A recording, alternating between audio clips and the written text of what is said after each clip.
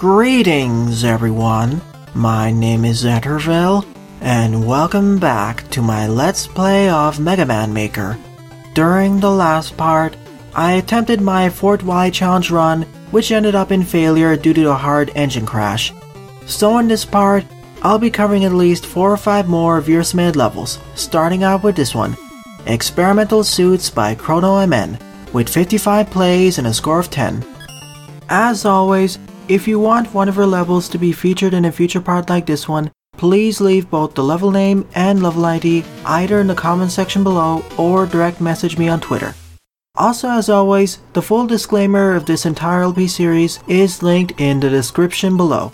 Also in the description are the timestamps for all the levels I cover in these parts, so if you want to check if your level is covered, expand the description. Following this enemy into the fortress.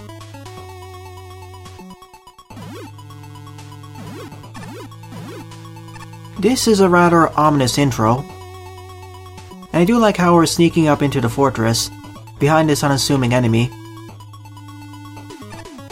Based off the intro, I presume that this stage is going to focus on usage of the 3 adapters.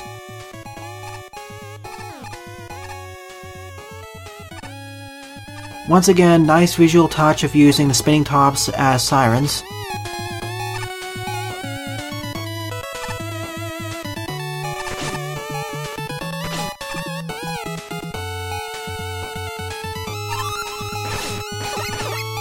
Now we can backtrack back to those punch blocks and destroy them. Not punch blocks, cracked blocks.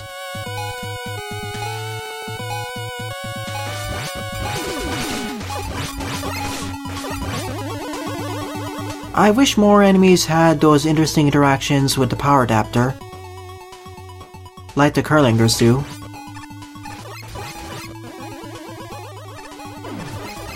I also wish if you could knock the Curlingers into other enemies, that'd be fun.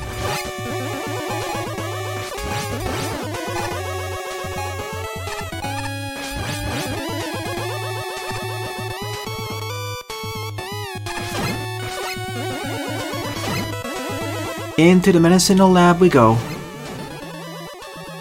Of course we have the punch blocks here. Gonna do a quick reset just in case.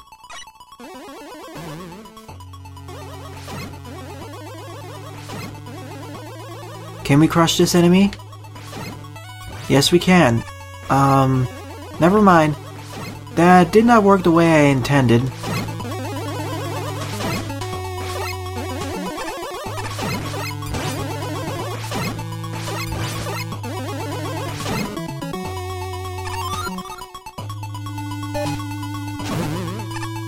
We temporarily gained access to the Mega Buster so we could slide through that gap.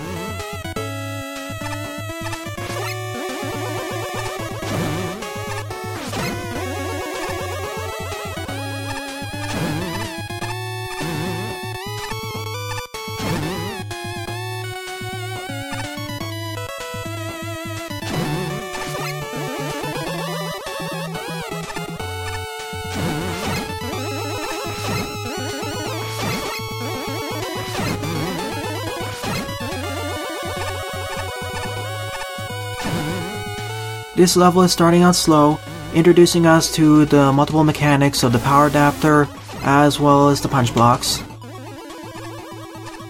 Not to mention the push blocks.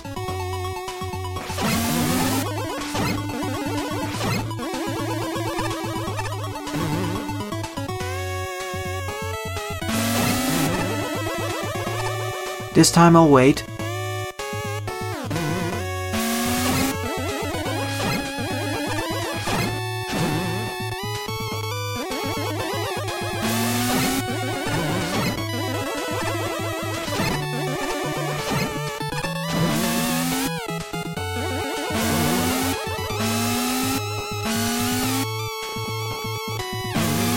Slow difficulty escalation, but it's fine. I mistimed my power punch over there.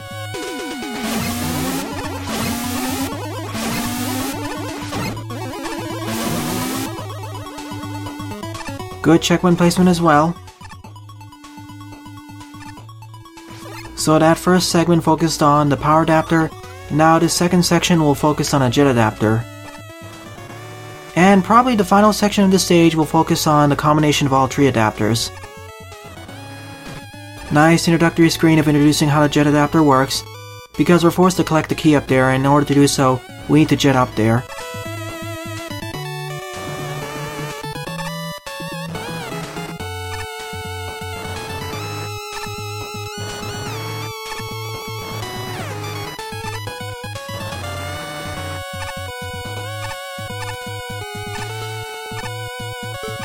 I want to see if there's anything to the right.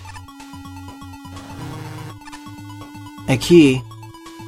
I presume it's on the left side of the room. I do like how, for every adapter, they're first introduced in a safe environment, completely isolated from other enemies, and slowly the challenge is incremented.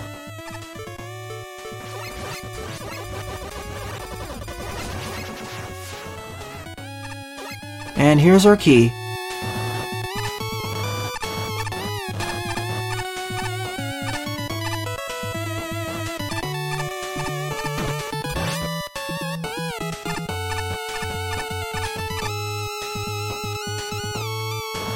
Huh.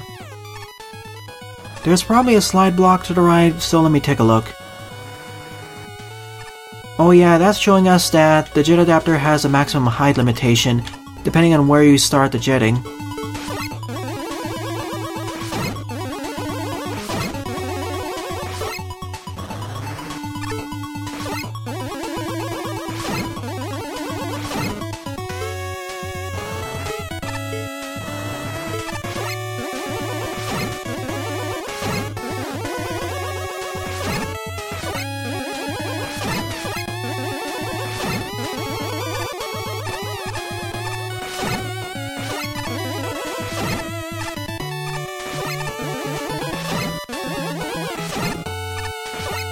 I think I screwed this up.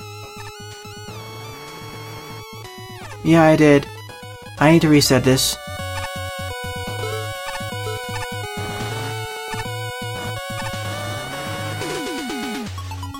Thankfully, it's easy to reset this challenge. In fact, I say that this entire stage has a slower pacing.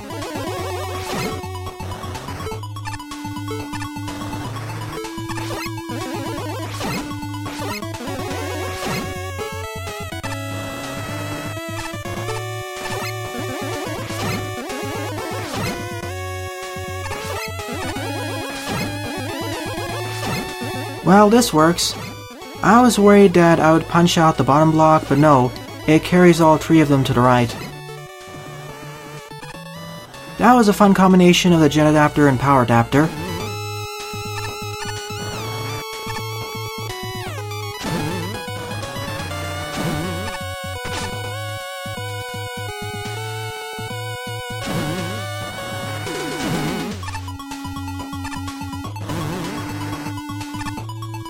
That was strange. I somehow despawned the push block.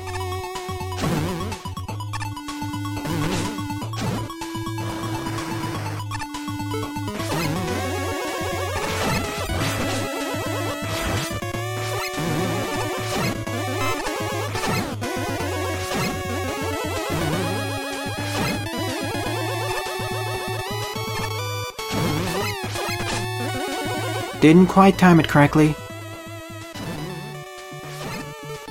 That's how we do it.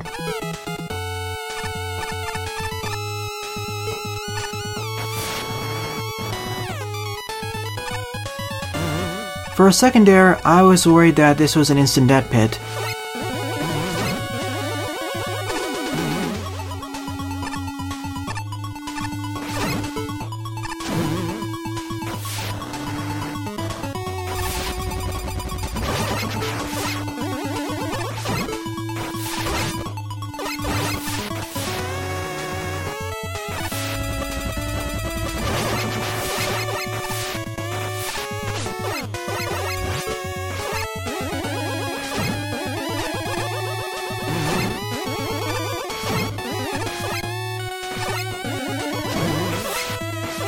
That's scary.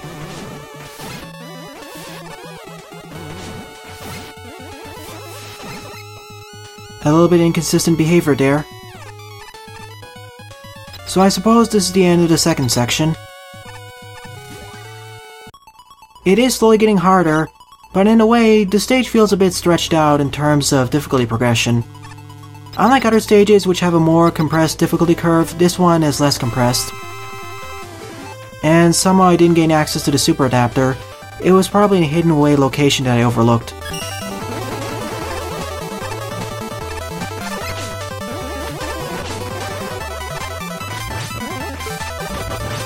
No weakness either.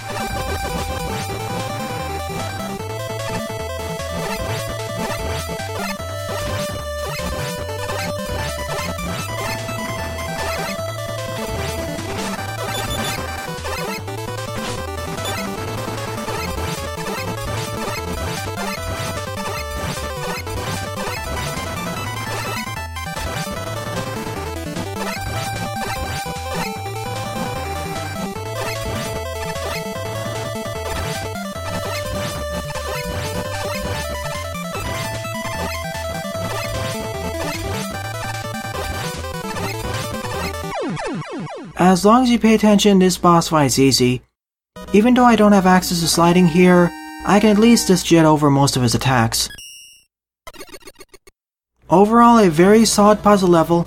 I was hoping to gain access to the super adapter in the third and final segment, where we need to utilize the double jumping capabilities, but then again, the jet adapter sort of eclipses it in that regard. Nonetheless, I liked the difficulty escalation, and the stage didn't get too hard near the end. Although that last segment where you need to timer punch was a bit scary with the spike ceiling over there. Definitely a solid 7 or 7.5 out of 10. Although some players may complain about the slower pacing about the stage, and the slower difficulty curve. Second level on the lineup is Efreet Man by Caribic Man, with 13 plays and a score of 4.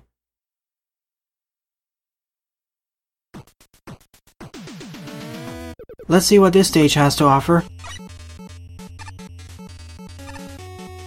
Oh yeah, I can't forget, the previous stage's aesthetics were pretty good as well.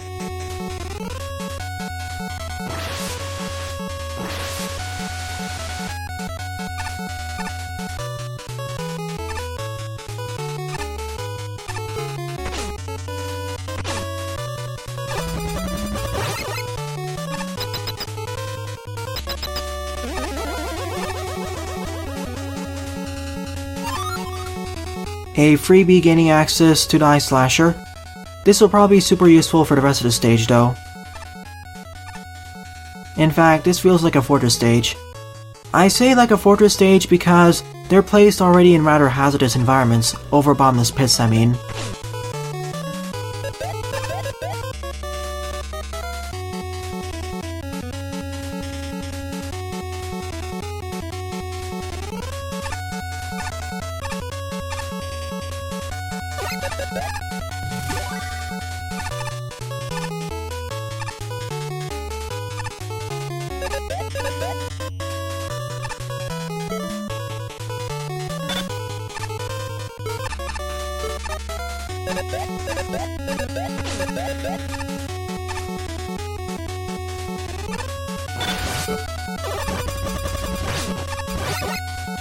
I want to see what's to the right first.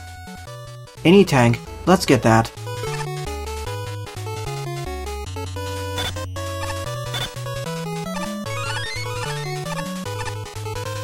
That may come in handy later.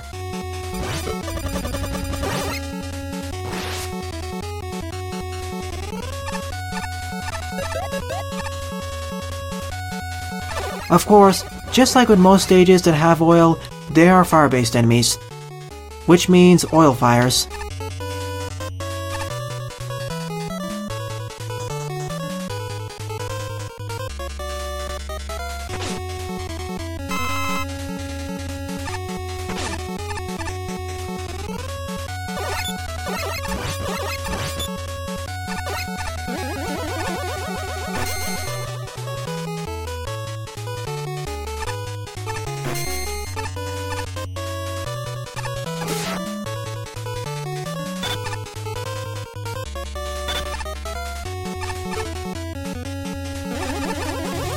Good checkpoint placement.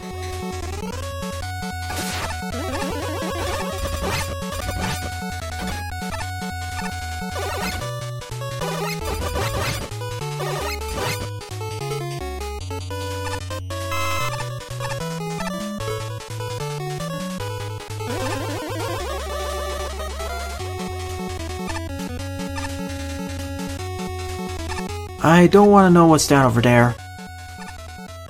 Never mind, I can see. I thought I just transitioned over to another room. As expected, there's a huge ball of fire down here. That's why I didn't want to jump down here first.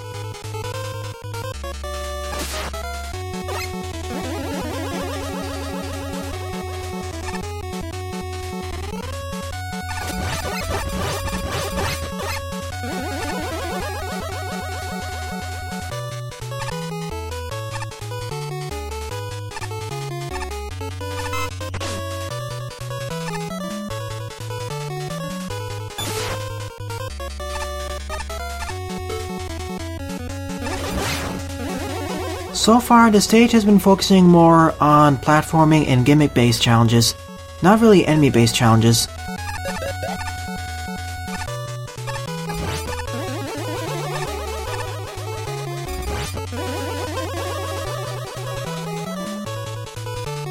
Nice way of looping back through the stage. Unless you can glitch through that hole. Now we have more enemy-based challenges.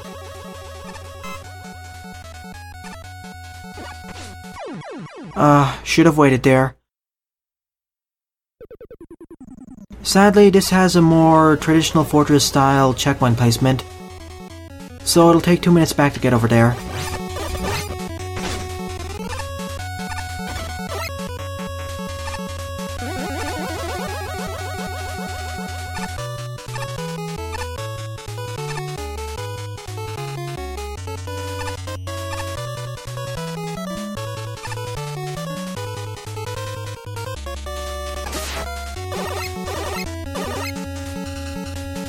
Sadly, the crash lifts are slightly desynced, so I have to wait for probably half a minute before it resyncs enough, so it's safe to jump across.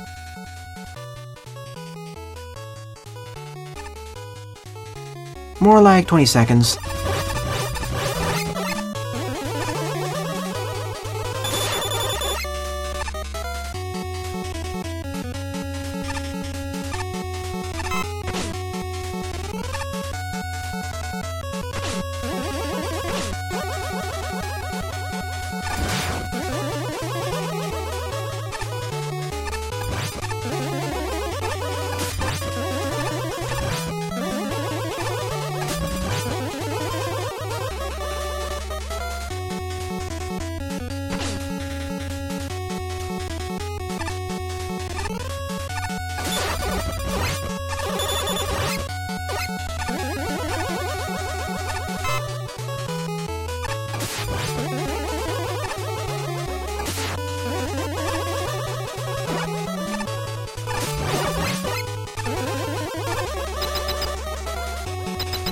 Oh, that's it? That's the end of the stage? That wasn't too bad. The last part of the stage was somewhat tense, especially with that enemy gauntlet and the larger room, but it was okay. I didn't like the stage as much as the previous one, but this was certainly more difficult.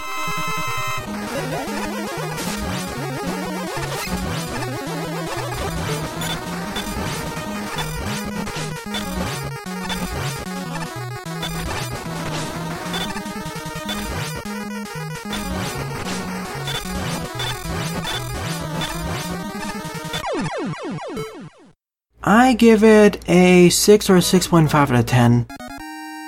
I feel that the difficulty curve was better for the previous stage as well as the aesthetics. Nonetheless, this was still a fun level.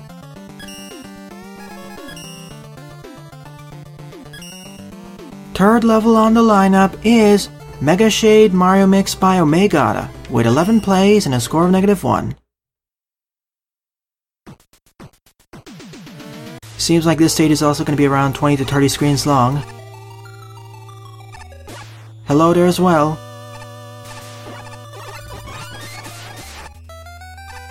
I wish on the opening crawl it actually showed the number of screens that the stage had. It may be a bit inaccurate with stages with a lot of pathways as well as Metroidvania levels, but at least it'd be accurate for most of the stages submitted to Mega Man Maker, as most of the levels submitted to the Mega Man Maker servers don't have that many alternate pathways. They all tend to be either traditional, fortress, or challenge levels, or gimmick levels, and most of them don't have that many extra screens. Most of the screens are mandatory.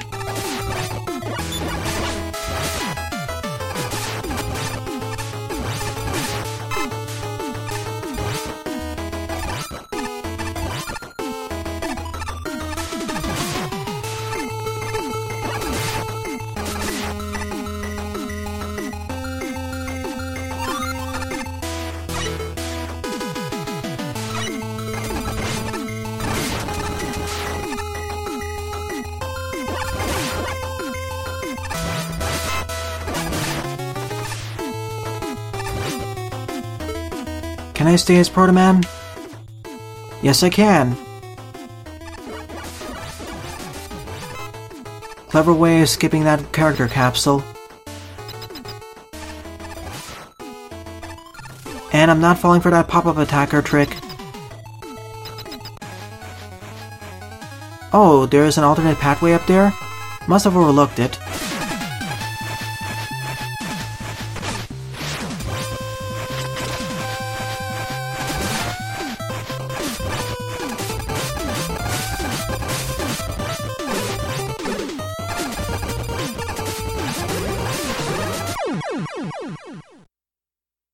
That was an easy level. I'm not sure why I got a negative score. I was thinking that there was going to be a sudden difficulty spike, but there wasn't. This was an okay stage, probably a 4.5 or 5 out of 10. It's forgettable, but it's not annoying or bad.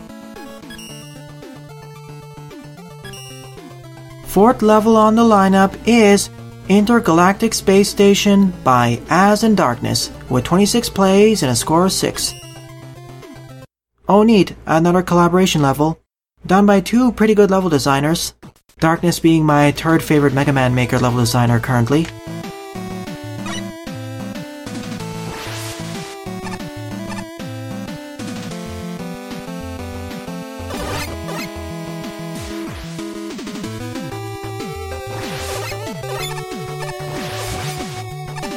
Nice introduction to the Picados and the fans, as well as the shield attackers, so that's a great sign. Also good space aesthetics. Now amping up the difficulty because we need to time our jump correctly. Time our ascent specifically.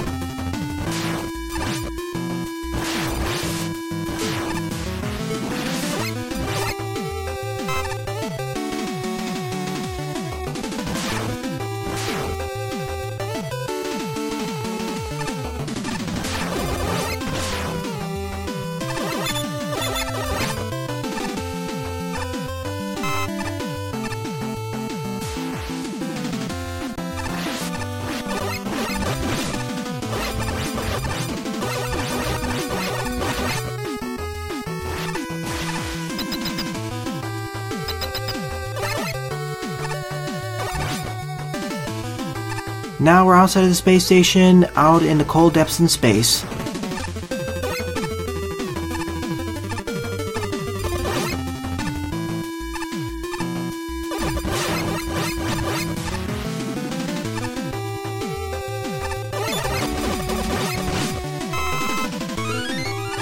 Sadly, we don't have space physics yet in this engine.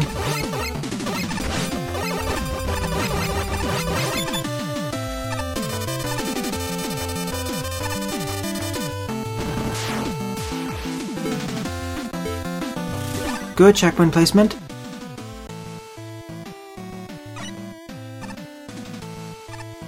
Nice usage of the blackout blocks in order to create a fade-out, fade-in transition. We're now in the second part of the space station. Neat, so this stage's gimmick is now including usage of the blackout blocks. Most stages use these as transitions though. Only for transitions, I mean.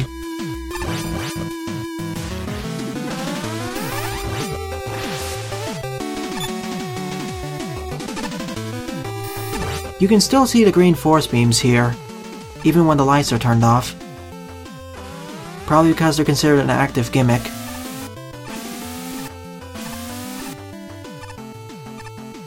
Good introduction to the Yoko blocks. Not in the safest environment, but the green force beams don't deal too much damage.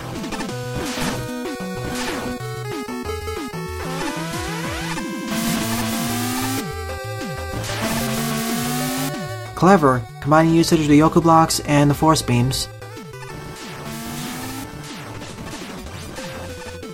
Now combining usage of the fans in the Yoko blocks. That way we can actually jump up.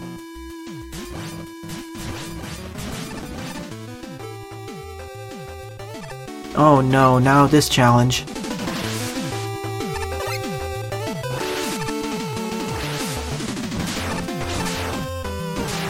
I was worried that challenge would be a lot worse. Similar to that previous Manor stage I played a few parts ago, where I kept dying in that fan segment.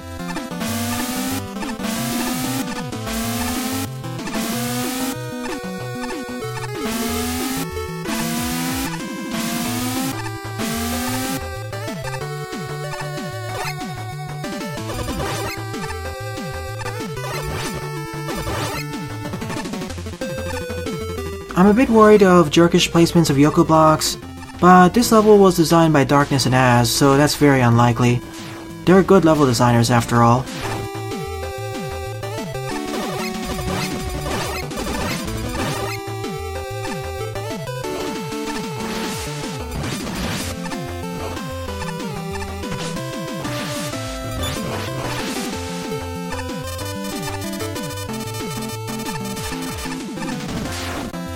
We were first introduced to the Gachapon in an easier environment, now in a much more dangerous environment. For one, there's two of them, and we need to use the fan in order to actually hit the upper one. Another good checkpoint placement. This is the second one, where the stage ends actually. A neat boss arena to face Shade Man to end off the stage. Makes sense that Shade Man's weakness is the Gemini laser.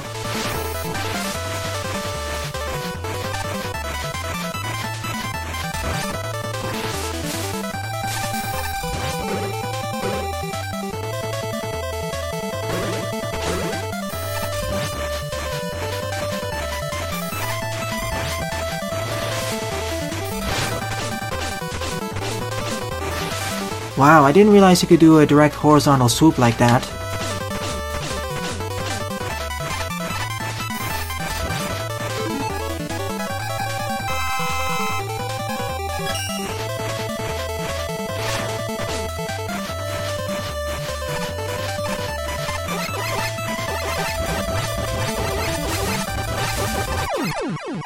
That's the end of the stage. I gotta say, this is my second favorite level of the part. My first favorite one being Experimental Suits by Crono MN. So great work, Az in Darkness. You really proved your worth.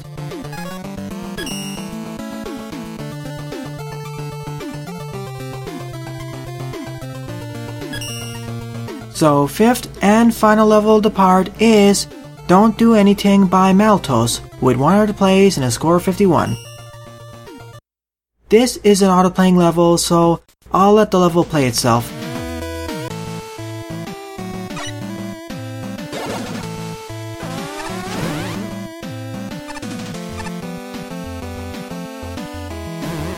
Let's see what gimmicks and other fun activities it uses.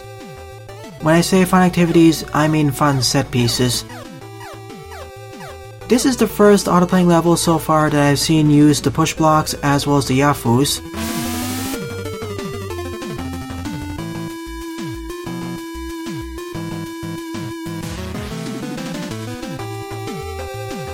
in a creative fashion as well, using them to block off the force beams.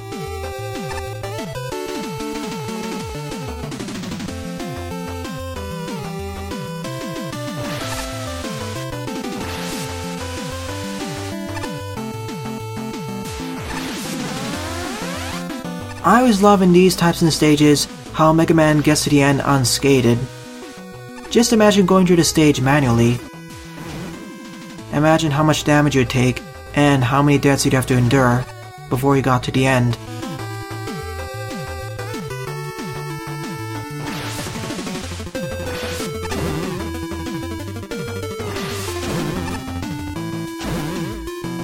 If there would be an alternate title for this stage, it'd be Fun with Push Blocks. Fun with push blocks, punch blocks, and lasers, not to mention the fan fiends and whatnot.